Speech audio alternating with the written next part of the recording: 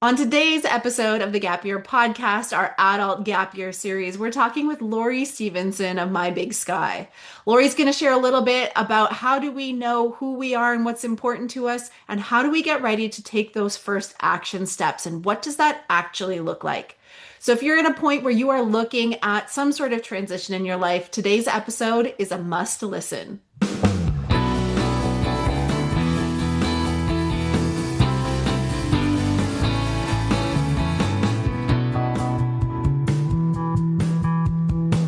Welcome to the Gap Year podcast, where we explore the who, what, where, when, and why of gap years.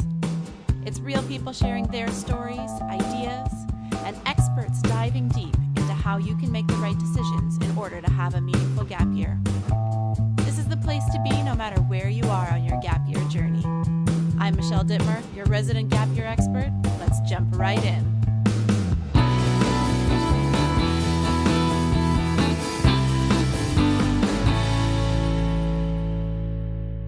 Welcome to the Gap Year podcast. My name is Michelle Dittmer, and I'm your host and Gap Year expert.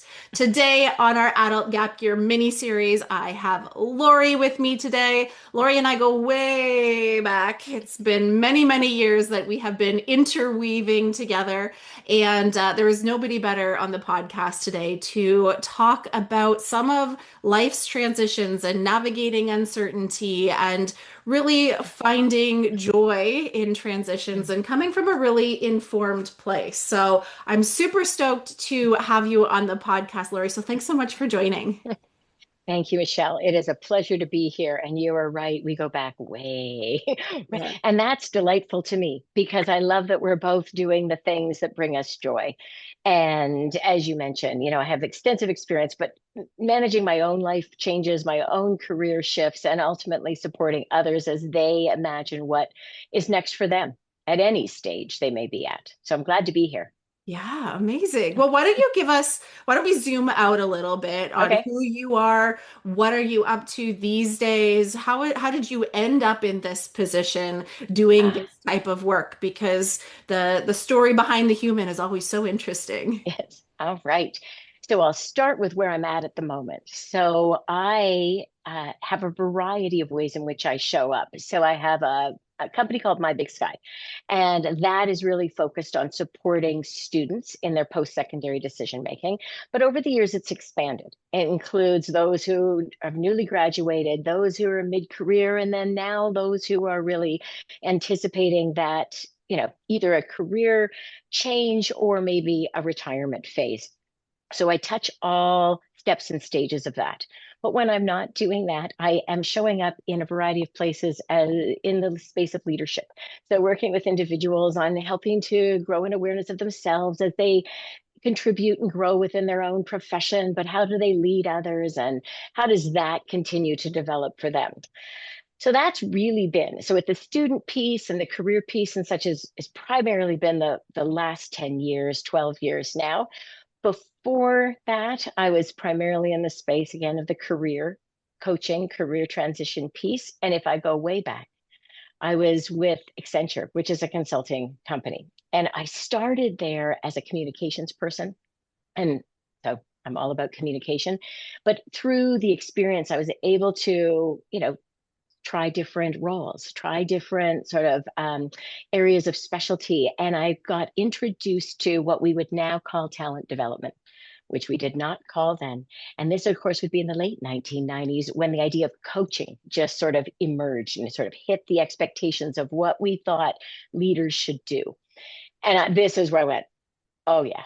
This is how communication builds for me is in that space of helping people really step into their skills, their talents, but also their vision for themselves. And so that's when it all aligned, and I continued to do that for a period of time until it was time to try something new.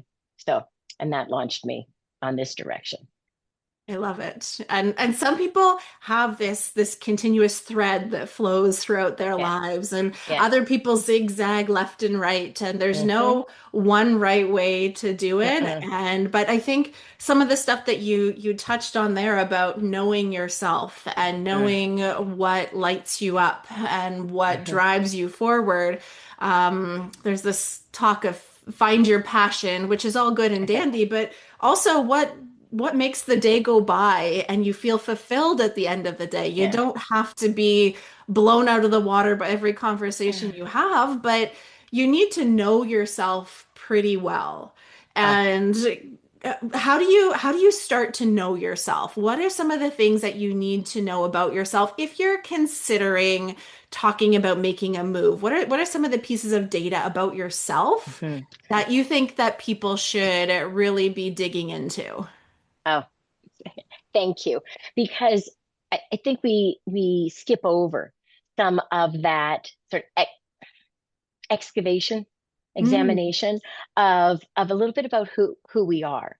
So we know like some of the surface stuff, and depending on where we are in our journey, we may be more or less familiar with, really doing some of that reflective work. But where to start? It's interest. So not just passion, right? Because not everything do you do at the same level of energy or enthusiasm and such, but it doesn't mean I'm not interested in it. So interests are a key piece. Like what do I like keep showing up and doing? Coupled with what am I actually good at? So these are different questions. And I think we assume they're the same. And so I really like people to pull it apart a bit, going, because I can be really interested in something and nobody's going to pay me to do it because I'm not particularly good, but I like it. And vice versa. And when I was doing some of my own career transition, there were a number of things that I used to keep on my resume, but I didn't like doing them. But I was pretty good at them, like project management. And I'm like, hmm please don't make me. I remember when I gave myself permission to take it off the resume so I could go, okay, I never have to do that again. Okay. And it doesn't mean I don't do but I don't want to brand myself and market myself that way. So that helped me. And then it's also about environment. So if I can share a story.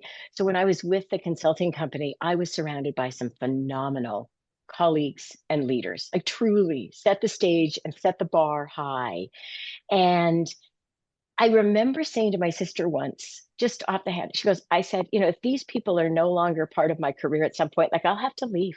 Like and I didn't know what that stemmed from. And I was fortunate enough that they, as they moved on, other people like replaced them. And I still felt like it all aligned. And then the organization started to change. It got bigger. It went from private to public. Like there were all these shifts and changes, and I no longer felt like I fit. And then I thought, something's off. And it was about the environment, and it was about the priorities, and the people were still great and the work was excellent and all of that, but I didn't feel like it aligned anymore. So this gets to another piece to really explore is where do we thrive? Like what type of environment really supports us? And do you need something that's a little closer knit? Do you need something where there's team dynamics and you're constantly engaged? Are we often isolated and working independently? Like none of those are right or wrong, but they'll fit you or they don't fit you. And if you don't pay attention to that. So as people start to think about change, I want them to think not just about the what am I going to be doing or not doing. I want them to think about what's the environment, like and who's around me and when am I really at my best. And I think that helps to complete, of the bigger picture. I So, love it. And it's I love doing this adult series because it parallels what we do in the youth space too. oh, Because absolutely. really there are so many dimensions to who we are and what brings us joy and how we can feel that we're contributing to the world in a really meaningful way. And Yeah. we have our young people do an audit. And I say, Ah, take a piece of paper and I want you to write down on a separate piece of paper everything that you've been involved in. You were involved in your synagogue. Divide the paper into what did you like about it? What did you not like about it? You perfect. were involved in a basketball team. What did you like about it? What did you not like about it? Mhm. You had a part-time job at the grocery store. What did you like? What did you not like? And then look across all of these different things. What are the commonalities? Yeah. that you're seeing because we can get our own blinders on so Hmm. easily. Oh, And it's hard to be able to be so self-aware. So sometimes yeah. being very tactical and Hmm. practical and methodical about it, you can start to pull out, oh my goodness, every time it was solo work, I was miserable. I need a team. Exactly. And Exactly. those things that you just never think about because we're told, what did you get your best grades in? What did your boss tell you you were good at? But Mm-hmm. that's not necessarily reflective of the internal piece of Hmm. this. And sometimes we got to turn up that volume a little bit on that inner voice. Yes, completely agree. And you're right. The same things that you're encouraging young people to be doing, they're the exact same things. Like learning it early means they will use it as they navigate the rest of their life because change is constant. We are in a position where we need to be able to reflect, discern, like distill, draw some insight, apply it, move forward, right? And it's not that we're going to get the right answer, it's that we keep evaluating and tweaking and going close, not quite this, this is better. And that's the process. The goal isn't the final end spot. The goal is to keep that learning active. And so that we eventually find maybe we don't get everything we're looking for, but we get a whole bunch of stuff that allows us to just feel fulfilled and settled and that it all aligns. So, yay. Love Yeah. it. And so if folks didn't get to practice this earlier in life, Yeah. and this is their first opportunity to do it well, Mhm. do you have a set of questions that you encourage people to work through, or are there some prompts that could get the brain starting to think in terms of like what actually is important to me? Or is there Yeah. something that you could share with the listeners that might get Yeah. their brains moving in the right direction? Absolutely. So some and maybe I've said some of them, but I'm going to phrase them as questions now. And again, similar to what you're suggesting, right? Get the paper out, folks. This is not an like inside thought exercise, because it won't be. It feels like a meshed up ball of yarn, where you can't find the strings and everything feels just confusing. So the more that you write it down, the more that it helps to transfer. So it do start with you know, a reflection of even if you map out X number of years, the last 10, last 15, whatever, however long you want to go, and you do a bit of a peaks and valleys exercise, and you think about what was happening at those peak moments. So what was I doing? Who was I surrounded by? What kind of role? What kind of activities? What kind of responsibility did I have? Was I in an office? Was I traveling? What was happening? So that, again, we start to jot that down so we get the experience of the whole, um, not just the what, but the whole experience. And so what was I enjoying about that? What energizes me? Like what wakes me up and I think, oh, I get to do that today. Like, yay. Because there'll be stuff that you're kind of going, oh, I don't want to do that. Like, so that's we try to get less of that. But what brings me energy? The capabilities piece, what have people told me about what I think I always like this question. What do people continually thank you for or recognize you for, Mm. just as a way to kind of go, because those things that come so naturally to us we kind of dismiss. We kind of just assume everybody can do that. It's not a big deal. Like, why are you worried about it? Or sure, not a problem. And then the fact that it keeps happening, like you pay attention to patterns and you kind of go, okay, that might be unique. Maybe that's something that actually sets me apart and something I want to think about because it's a way in which I contribute. That's a question. Is how do I want to contribute? Like it Mhm. is as a leader, as an independent, is it how the expert in something? Um, the environment questions. So what helps me be at my best? Like I like downtime or I need to be highly busy and highly scheduled. Again, there's no right answer, but got to think about the factors that help you stay interested, motivated, focused, and engaged. And the other question I'd throw in, just because we're imagining like what else and how you might you that drive direction, is what do I keep putting off? Or what am I delaying? Or what am I going to kick myself for that I didn't make space for? And can I explore what's preventing that? So that we're not always coming from our own experience, but some of the oh, once I'm, that destination mindset, like once I'm to this place, once I'm, free and clear, the kids have left the house, I'll be able to. I'm going to challenge you to maybe you could do it sooner. I don't know that we have to wait. So I like to also think a little bit about what am I waiting for and how can I bring that into my experience sooner.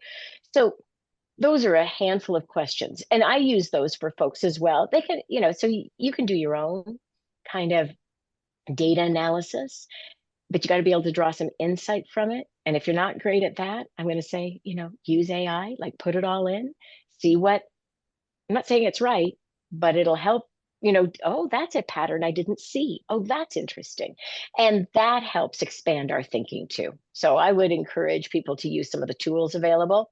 And then, this, there's always different psychometric tools out there that you can use. I use them for sure because I do believe it helps give validated, objective data sometimes when we're a little bit caught in our own experience, but you don't have to, but we just have to have the discipline to work through those questions and do the digging.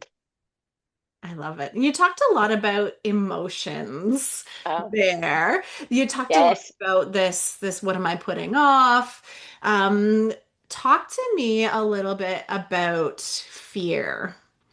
Oh, Because I think a lot of hesitation when it comes to big change, when it comes to looking at what could be, sometimes we get this fear that creeps in, and kind of colors the way that we approach change or approach looking at the future. What have you noticed in the folks that you talk yeah. about, and how does fear show up, and how do we recognize when fear is helpful and when fear Mhm. is actually getting in the way of us actually reaching that full potential? Yeah, it's such a great question. So, and it's how does it show up? It shows up a lot now, and I notice it even more so. How often people use I'm afraid of, I'm fearful Mm. of. And my response, and this isn't to diminish those emotions, but to say, there's nothing to be afraid of. Like at the end of the day, you are your you are your security, you are your resource, you have these skills, these capabilities, these knowledge, all these ways to contribute. I want you to notice the emotion, but not because it prevents you. So I like the work of Susan David. She's a professor at Harvard. You probably know her. She wrote the book Emotional Agility. But one of my favorite quotes is discomfort is the price of admission to a meaningful life. So Ooh, oh, I know, don't you just want to say goosebumps. that over and over again? I do. And I use That's it all the tattoo time. worthy. It is. I have it on sticky notes like all over the place because it reminds us is, oh, like we've navigated uncertainty before. So let's not call it something that it isn't. We don't need to be afraid of something. We can recognize that it's bringing up feelings that cause us to pause, that cause us to consider. So, how you frame it matters. So, I will spend a lot of time with folks reframing the stories that they're telling themselves. And it's not just them. I mean, you got to be careful what you listen to, and you Mm. have to be careful where you get your information because a lot of people say, well, that can't be done. And I'm like, well, that's not true. It just, not, it may not be done that way, but there's another way. And so it's about, and I think when we get very, you know, maturing, having responsibilities in life, we carry a lot of weight, we carry a lot of responsibilities. So I'm not saying, throw it all away, but it is about can we challenge some of the stories we're telling ourselves about what to be nervous about or what is, because maybe it's real, but I'm going to say it probably isn't in the way Mhm. that you're imagining it. So, techniques to learn to reframe. How could this be good? Or I don't see an immediate path, but there's probably paths. So, how could I learn more? Who else would be helpful? And so that we don't also stay too siloed in trying to navigate this. This is to me a little bit more of a joint effort. I like involve people so that we're not caught in our own obstacles, but again, involve the right people, people who see possibility, people who, want to play with the scenarios and the experience rather than see the world in a very concrete, limited way. And again, we get a little bit patterned. So it's about challenging ourselves to see it differently, to um, pause us when we tell ourselves, oh, that can't work. It's like, well, maybe. And how could I explore it further? So, and I also like to, especially for people who are, maybe maybe their parents or their aunts or their uncles, or they're an influence to younger people in their life. One of the best things you can do is to model the very thing you want to see in them, which Hmm. is to explore and to consider and to not be so restricted by being wrong. You're not going to be wrong if you're informed. So if you're making a decision based on good data, which is you, which is I thrive here, I value this, I'm good at these things, what could I explore? That's fair. And again, you're going to get somewhere and kind of go, ooh, close. More of this, a little less of this, and we fine tune. But we are also, and this gets back to your very beginning point, is this is not a straight line. This is a swirl and a zigzag, and sometimes we back up, and it's all okay, Yeah. right? It's all okay. I love that. And I love you talk about bringing other people into the conversation Yes. because we see the world a certain way. Other people see our world a completely different way. Yep. And that's a lot of the roles of counselors and coaches. And Yep. like, that's your special sauce that you bring to the table is like, Yep. hey, my specialty is connecting dots. You provide me Yes. with the dots, but I'll help you connect them and I'll Yeah. help you see things. And you also bring this other whole set of data points from all of the other clients you've worked with Hmm. that said, "Hey, you know what? This worked in this particular situation." Or I saw somebody who had a Hmm. similar fear, but this is how they overcame it. So Yep. don't be afraid to bring in community. We have had such a pendulum swing to independence and Uh, being self-sufficient, and we've lost that sense of community. We've lost mhm. those coffee chats with friends, bring them over for tea, sit around and chat about what your dreams are, Mhm. in exchange for having a Pinterest perfect home and a perfectly made loaf of sourdough bread. Like, let's It's be not messy. happening in my house, just so we're clear. But let's be messy together. Let's have Yes. conversations. Let's Yes. hear what excites us and what makes us fearful, and let's allow others to help connect the dots and move us Mm. forward in some Yeah. way. Yeah. I think you're absolutely right. Is that somewhere along the line is we had to figure out we had to do it on our own. No, we don't. What a joke. It, it is. And it's unfair, right? What an extra pressure to put on yourself. And it's just a weight. And then the pressure of it needs to be right. And so again, that's why you've got the benefit of others, mentors, experiences, coaches, Mhm. family members, friends. But again, surround yourself with people who are supporting you in the journey and who aren't trying to kind of shut it down. And again, it's not necessarily they're shutting it down for you, but usually when people are offering perspectives that limit, it's coming from their own fears. Hmm. It Hmm. isn't necessarily yours. So we have to be careful. Yeah, Yeah. Hmm. I love it. Well, what about for folks who've kind of been in their head for a long time? They've been brewing, they've been thinking, they've been they're doing the work, but Yeah. moving from thinking to taking action seems Yeah. to be a big chasm that they Yeah. just can't bridge. Yeah. How do folks make that first move? How do we go from being Oh. in our heads to actually taking action? Yes, excellent. Yeah, it's one thing. Like it's one step.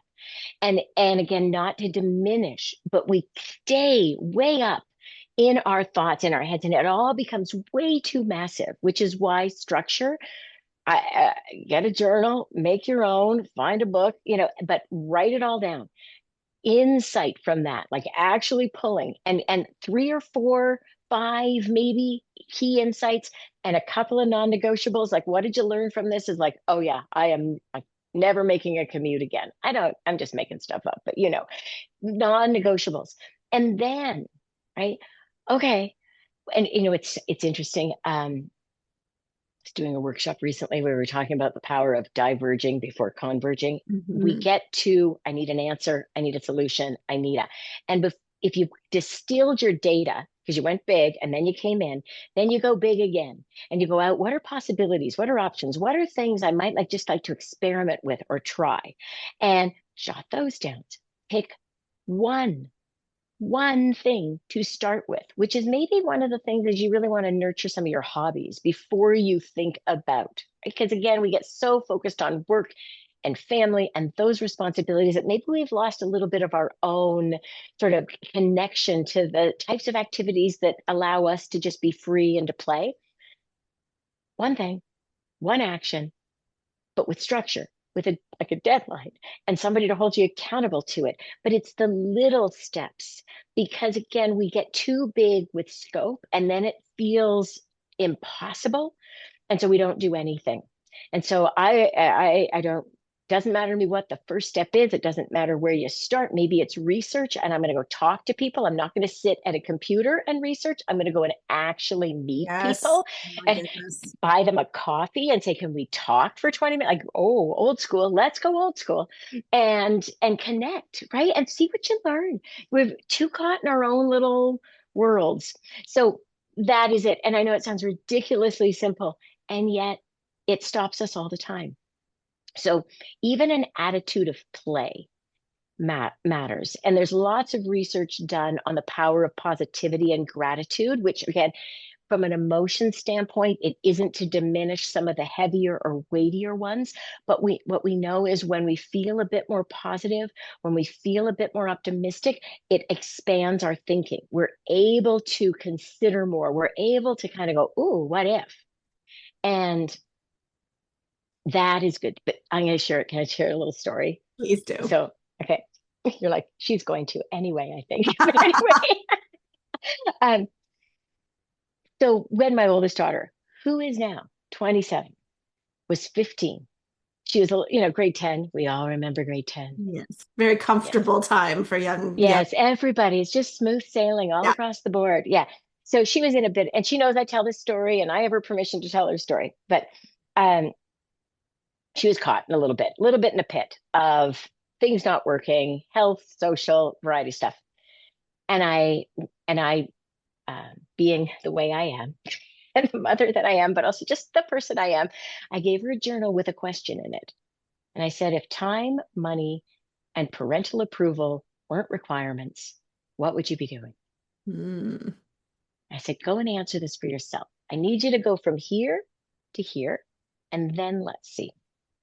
So a month later, she came back and said, okay, I answered the question. I said, awesome. Like, are you sharing? Like, what happened? Like, what'd you come up with? And she said, yeah, if I could do anything, I'd like to do part of high school in Europe. I said, amazing. Great. I said, so what research have you done? And she says, you mean it's possible? I said, anything's possible, but it's not mine. So I'm not going to do it. But Mhm. I will sign forms. And Mhm. within reason, I will pay for it. Within reason, I didn't say that soon enough, but then I Yeah. went back and doubled back on that because her first ideas were really big boarding schools. I went, yeah, I'll try again. Yeah. So, yeah, and she ended up doing it. But the reason I bring it up is that's a great question for all of us. Because we put these parameters on ourselves that make it not the right time. It's not the right time. I don't have enough time. I don't have enough money. That's not true either. And whose approval do I need? And so if we start to, so sometimes, right, it's like, okay, well, if all this is true, if I could pick one thing, so that sometimes if the data overwhelms you, answer that question. And if it's like, ooh, I want to learn how to curl, okay, go do it. And then you practice. And then you kind of go, if I can do that here, what else is on the list? So I think it's just sort of loosening up a little bit and challenging ourselves, but then to go do it. I love that. And I love this emphasis on play. And I was kind of giggling in my head because usually behind me I have a book in between Uh, these two that's yeah. called Power of Fun Ah, by great. Catherine Price, Okay. who is a brilliant, brilliant researcher on Mm, the power of fun and how much that factors into how we show up in this world. But Hmm. I actually lent it to my mother today because she was talking about feeling stuck and needing to find something. So it's not there today because my mom has it. Hopefully, she's I reading it right love it. now. But again, that power of conversation. I wouldn't have known. She I, wouldn't have known. And we just, no. over tea, gave her the book. And may I say, that was very courageous of her to say it out loud. Yeah. And I think that's important, is that we're so busy judging ourselves. We should have it all figured out. Mhm. Everybody else's life, looks Pinterest perfect. Again, not mine. And uh, and it's not. And so let's not try to hide behind these masks and pretend that like if we need help, we're going to ask for help because somebody has a book or somebody knows somebody or somebody says, come with me to, paint night. Like it just is. And sometimes we just have to get ourselves out of our patterns. And that's why I go back to the discomfort. Is if it feels uncomfortable, that's okay. You're learning, you're growing, you're testing, you're playing. And that's how we learn. Yeah. So we talked about this courage, about Mhm, admitting that we need change or want change, or there's something imperfect in mhm, our lives, and there's so many different roads we can take from there. mhm. Is there a time in your life when you decided to be courageous and head in a direction maybe that you weren't expecting, or to tell me a story of your life? Okay. Oh, thank you. Absolutely, there is. And it remains still one of my proudest moments is when I was courageous enough to eliminate my own position. So I was with the consulting company. And again, great experience, amazing. But after 10 years, it was feeling, and a lot of changes, and I didn't really feel like I aligned anymore. And it wasn't just going to magically change. So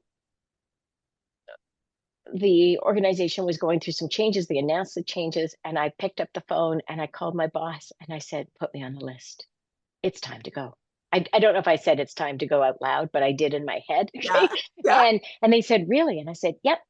And because I knew it was ultimately I needed a push. I needed the momentum that was going to bring me.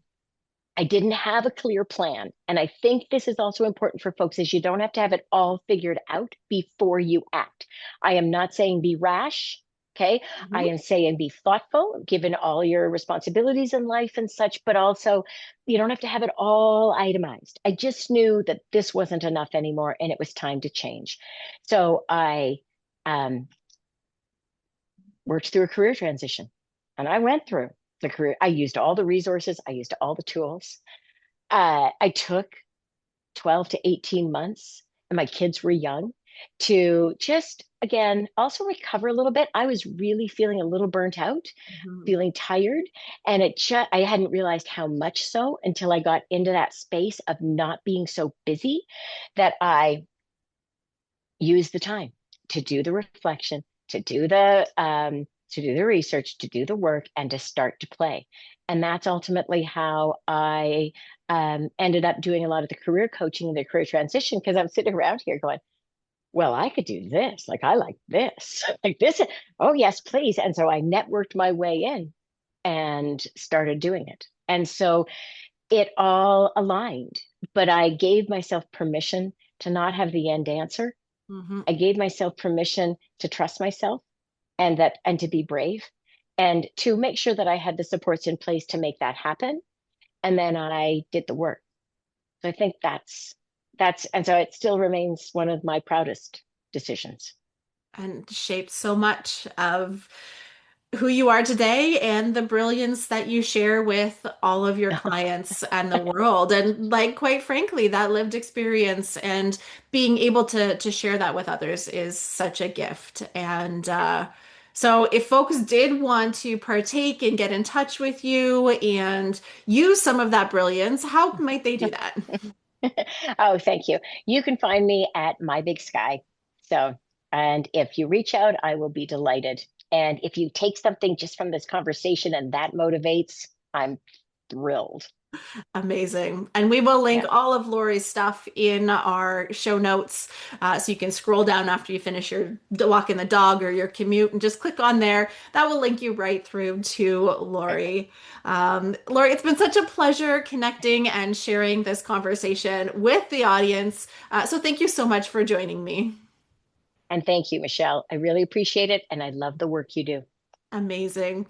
Well, my friends, thanks so much for listening today and keep on adventuring.